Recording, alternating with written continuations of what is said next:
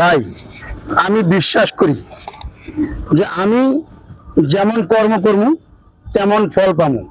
আমি যদি ভালো কর্ম করি তাহলে অবশ্যই ভালো ফল পাবো, আর যদি সে খারাপ কর্ম করি অবশ্যই আমি খারাপ ফল পাবো।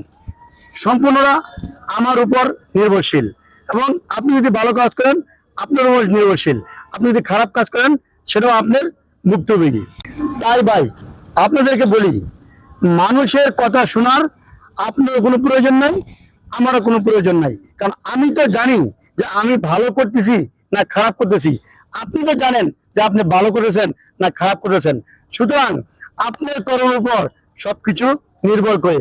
আপনি ভালো কিছু পেতে হলে অবশ্যই ভালো কাজ করতে হবে, আর যদি খারাপ কিছু করে চান অবশ্যই আপনার, আপনি যদি মনে করেন যে আপনার খারাপ কিছু হয়েছে, আপনি নিশ্চয়ই মনে করতে হবে আপনি খারাপ কিছু করেছেন, এই জন্য আপনার খারাপ হয়েছে।